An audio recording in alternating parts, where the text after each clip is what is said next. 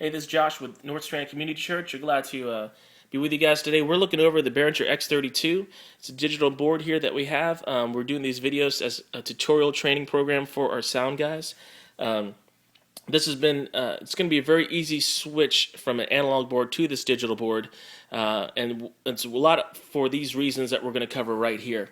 Normally with an analog board you have lots of buttons and you have all these channels all rode right on down. This works with layers, which we covered in the first video before this one. And now we're going to get into some of the actual analog style knobs that you can use in conjunction with the digital readout that you have there on the screen.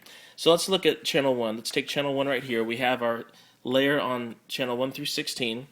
So we got 1 through 16 right here. Let's bring up our level 1. As you come on, right now I don't have anything plugged in, but I'm just going to talk you through it. You've got your mute button down here. You've got a customizable screen and LCD that you can make some names in. And basically how you do that is you go to your home screen, make sure it's pushed home up top.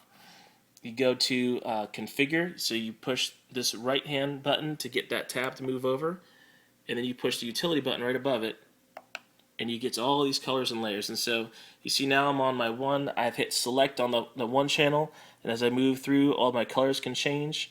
I can go ahead and they have some weird little character named Thomas. I don't really know what that means, but I guess it's one of the Behringer's cute things they do. Anyway, so Thomas is our click, and you can basically go in there and change the names. You can fix the names also. You can add in your little keypad and dial in capitals and lowercase and all that kind of stuff. When you're done, you just pop your utility button and come right back out, and you are back to your main page there by pushing home. So that's how you pop in all these names and colors all the way down the row. You can do that for all of your channels and your mix buses. Your DCAs, you actually have to go through a DCA page instead. We might as well cover that while we're talking about it. You go to Setup and hit Setup. You see on the top there you have Global, Config, Remote Network, DCA Groups. So get your right hand page select, pop that over to DCA Groups. And when you're there, now you can go ahead and hit your utility button. And it looks familiar, it looks like the same screen from before, but now you can go ahead and do this. Now, you might be alarmed. You notice you hit this select button and it stays lit up over here whenever you hit them. When you do your DCA groups and try to assign them, they don't stay lit up. It still applies to that channel though. So you can see here, even though I hit that button, I changed the colors, it still isn't engaged. It was one thing that kind of freaked me out because when I was hitting the select button, it would not stay on. As we covered in the earlier video, the select button actually shows the DCA group that's assigned, which is the drums for us here on this DCA1 group. So just hit it once, it'll flash on, and then you can go ahead and make your changes in there and do your labels and your colors and color code them and have fun spending hours and hours doing that. So back to our channels over here on this side. Let's keep moving on up. We've got the solo button for your headphones that will let you know what that sounds like direct. You've got a little light for gate. You got your LED meter for your gain. You got compression. So basically when you turn on these functions in here, like I just pushed the gate button right on top here, pushed it on, and the gate button lit up down there. Same thing with the compression. Push the compression button. Well, that'll engage once everything gets going here, so nothing's plugged in right now. So anyhow, you move on top here, and you've got a config, preamp, gate, and dynamics. Well, your gain is just like that top little knob you have on your board. You would roll this up and you'd see your meter start to light up and get that into a comfortable place. Again, we're not going to go into how to do sound engineering. This is if you have a basic idea of how gains and trims and EQs and all those things work. This is how you access all that stuff in this Behringer x32.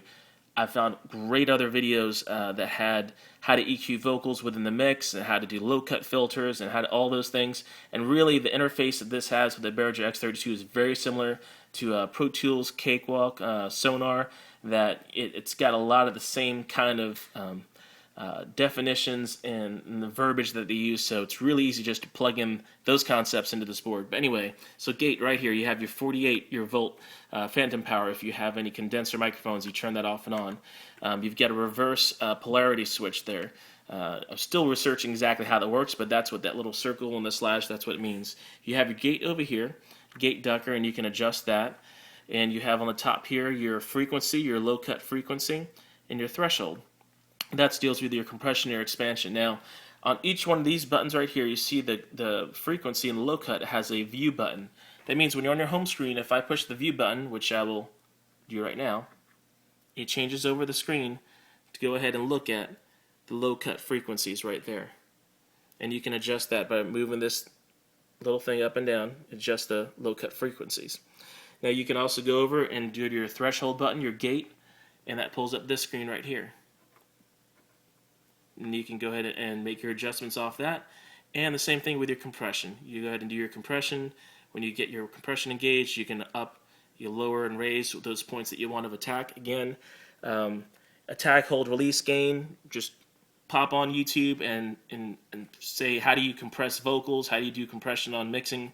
They'll explain what those functions do for you. And again, you push that button to engage it.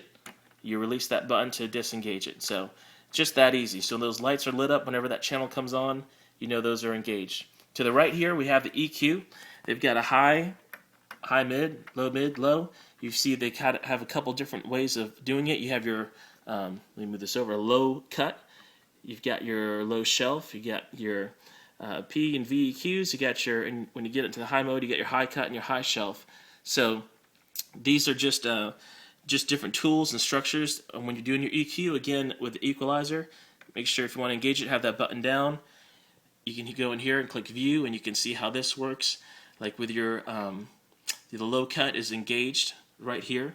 So that's where that's coming in at right there. And you can basically just take and tweak, you know, your highs, your mids, and move your frequencies around to get to wherever target you want to be at. Then start raising or lowering those. When you use your Q, your quotient right here on the top, that's what basically narrows that band or smooths out that band. So those are just different ways to attack your equalizer in each channel. And basically, if you want to go and do this to any channel, you just would hit select, pick that channel, whichever one you want. The screen will change over, and you'll get to make those modifications. So instead of having individual knobs for all of these things, the Behringer x32 saves a lot of space and a lot of headache, but just giving you 16 channels, giving you the opportunity to change your layer to whatever layer you want.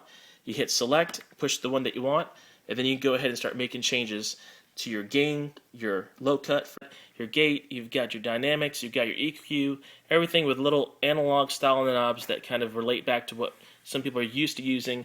And basically all it is, you just press the select button and you engage that channel. Very easy to use. It remembers everything when you're done with it. You don't have to save every single time. So that'll get you started on getting your channel selected, getting some things balanced out, and getting on the road to start getting ready to rock and roll. All right, guys. We'll talk to you soon. Thanks a lot. Bye.